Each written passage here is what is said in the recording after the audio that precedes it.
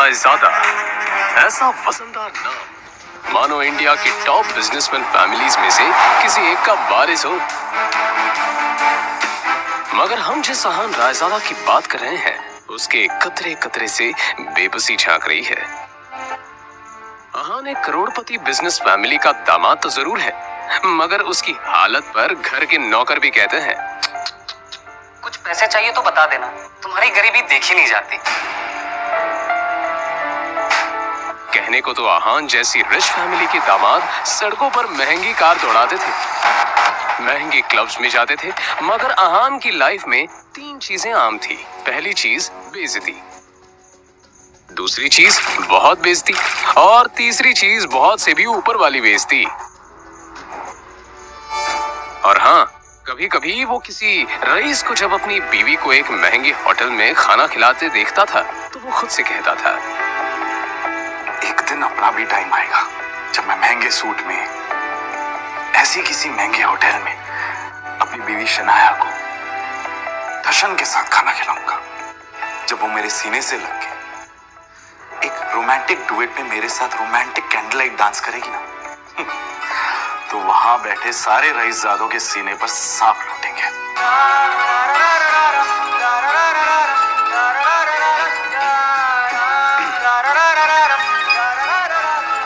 जरूर शनाया ने बहुत अहान चौंक कर उठ खड़ा हुआ। मोबाइल स्क्रीन पर देखा तो शगुन का फोन था। अहान के सारे सपने छूमंतर हो गए। शगुन अहान की बीवी शनाया की कजिन थी, जो हमेशा ही अहान को नीचा दिखाने की कोशिश करती थी। मोबाइल की तरफ देखकर अहान ने बुरा सा मुंह बनाया और फिर कुछ सोचकर फोन उठा लिया। मेरे प्यारे जीजा जी, फोन नहीं उठाते आप? वो मैम। अच्छा वो सब छोड़िए, आप एक काम कीजिए, साहू ज्वेलर्स पे मेरा एक नेकलेस पड़ा है, मैंने ओनर को कॉल कर दिया है, वहाँ जाके नेकलेस कलेक्ट करके मेरे घर पे आइए। शगुन, मुझे बैंक जाना है और ये बैंक जाने का तेवर किसी और को दिखाइएगा जीजा जी। वैसे भी आपको हमारे फैमिली के टुकड़ों पर ही पलना है ना? तो जितना काम कहा जा रहा है उतना कीजिए। और हाँ, नेकलेस के साथ में ओनर आपको 30,000 रुपए भी देगा, वो लेकर मेरे घर पे आ जाइए, और 30,000 रुपए में से 1 रुपया भी कम नहीं होना चाहिए, समझे ना? देखो शगुन, आज तक मैंने कभी चोरी नहीं की। दूसरी बात यह कि अगर मुझ पर इतना डाउट है तो किसी नौकर को भिजवा के करवा लो। क्या है ना, बहस करने की इजाजत आपको है नहीं, तो जितना काम कहा जा रहा है उतना कीजिए। 1 घंटे के अंदर नेकलेस और पैसे लेकर मेरे घर आ जाइए। और फिर से कह रही हूँ, 30,000 रुपए में से 1 भी रुपया कम नहीं होना चाहिए। बाय। अरे है दीदी को बुलाओ यार, है दीदी।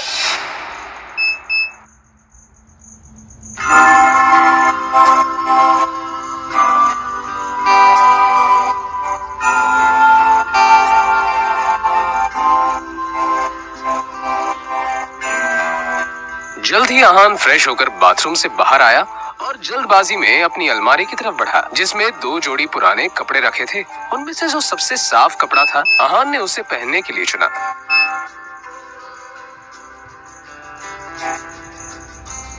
तैयार होकर वो बाहर निकला और जैसे ही सामने देखा तो उसकी सांस यामिनी गिल अपनी कुछ सहेलियों के साथ रमी पार्टी में व्यस्त थी। तभी यामिनी जी की एक सहेली ने अपने सैंडल की तरफ देखकर कहा, यामिनी, ये देखो ना, तुम्हारे यहाँ आते आते मेरा बेल्ट टूट गया चप्पल का, अब मैं घर कैसे जाऊंगी? अरे इसमें टेंशन लेने वाली कौन सी बात है, तुम पार्टी एंजॉय करो, मैं नौकर से कह दूंगी, वो ठीक करवा कर लाएगा। ना ना, मैं नौकरों पे भरोसा नहीं करती, मेरी चप्पल महंगी है, तू एक बार टूट गई चप्पल तो मैं दोबारा पहनती नहीं हूँ, लेकिन क्या करूँ, घर भी तो जाना है ना। अहान उस तरफ से निकला ही था जब यामिनी जी की नजर उस पर पड़ गई। डोंट वरी, नौकर नहीं है, नौकर से थोड़ा ऊपर ही है, वो तुम्हारा काम अच्छे से करेगा। आज सुनो, ये चप्पल लो और इसे ठीक करा कर लाओ। तभी यामिनी जी की सहेली ने कहा, यामिनी, ये सब काम दामाद से अच्छा नहीं लगता। अरे तुम इतना टेंशन क्यों ले रही हो, वैसे भी इसे ये सब काम करने में बड़ा मजा आता है। तुम लोग को भी कोई काम हो तो बता दे रहा। दामाद है तो क्या हुआ, चप्पल भी ठीक नहीं करा सकता, कुछ तो करे, वैसे भी कुछ करता धरता तो है नहीं। ये बातें सीधा आहान के दिल पर आकर लगी। मगर अब उसे ये सब हमेशा ही सुनने की आदत हो गई थी। उसे याद था कि आज उसका बर्थडे है, मगर ये सिर्फ उसे ही याद था, बाकी किसी को भी इससे कोई मतलब नहीं मैं था। भी शगुन का काम करना चाह रहा हूँ। बहस मत करो, जो काम दिया है वो करके आओ। दामाद है तो दामाद की तरह रहो। भिखारी कहीं का, पता नहीं शनाया की जिंदगी में ऐसा क्या लिखा था कि तुम जैसा निठल्ला पति मिला है उससे। और अब यामिनी जी की सहेली ने आहान को उसकी टूटी हुई सैंडल की स्ट्रैप दिखाकर कहा, ये वाली चप्पल ठीक करना है, महंगी दुकान में ठीक करवाना, समझ में आया? कहते हुए उसने आहान का हाथ उठाकर सैंडल उसके हाथ में पकड़ा दिया।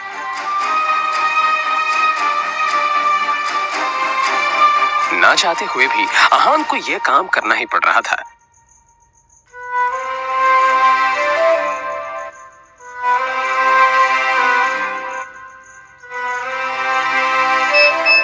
उसके मोबाइल पर उसकी बीवी शनाया ने मैसेज किया। ये मैसेज पढ़ते ही आहान के होठों पर एक स्माइल आ गई और उसकी पूरे दिन की टेंशन जैसे गायब ही हो गई। आज पहली बार शनाया ने उसे ऑफिस बुलाया था। एक वही तो थी उसकी जिंदगी में जिसकी मुस्कुराहट देखकर वो खुद को जिंदा रखता था। शनाया का चेहरा देखे बिना आहान को चैन नहीं मिलता था और उसके बस में होता तो शनाया की हर एक खुशी के लिए खुद को लाखों बार कुर्बान कर देता। रास्ते में आहान को एक फूलों की दुकान मिली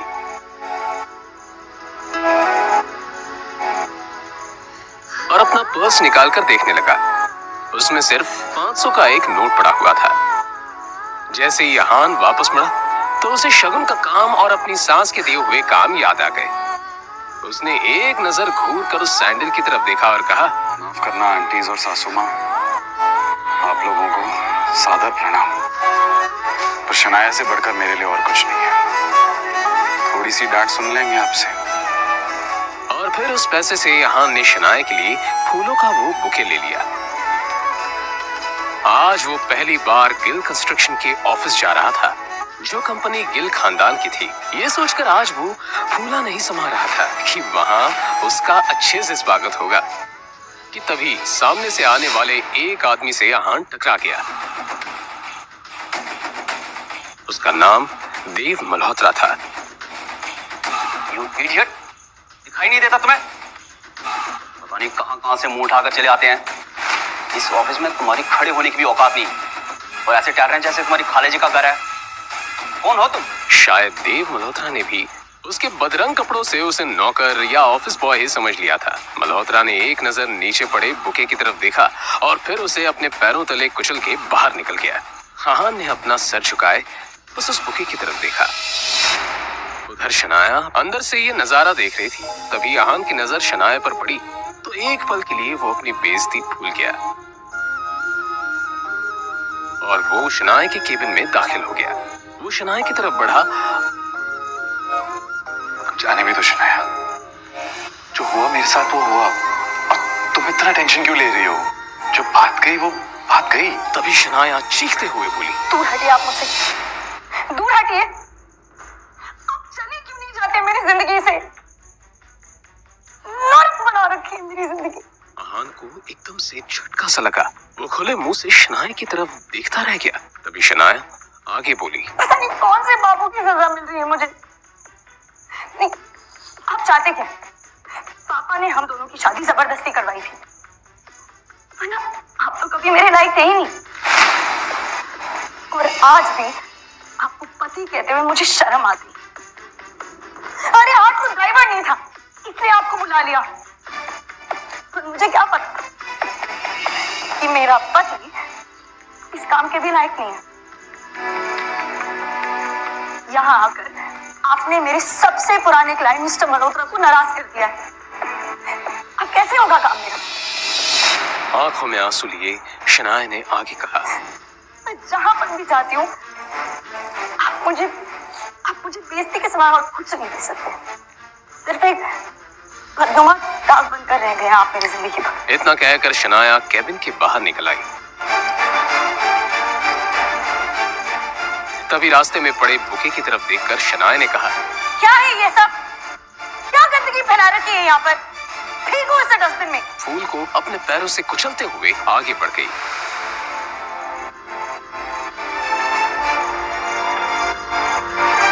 मल्होत्रा अपनी कार में बैठा पहले से शनाया का इंतजार कर रहा था। फिर आहान के सामने ही शनाया अपने क्लाइंट मल्होत्रा की कार में बैठी और बिजनेस के सिलसिले में वहीं से जा चुकी थी। तभी आहान के सामने एक काली रंग की कार आकर रुकी, जिसमें से एक अधेड़ उम्र का शख्स बाहर निकला।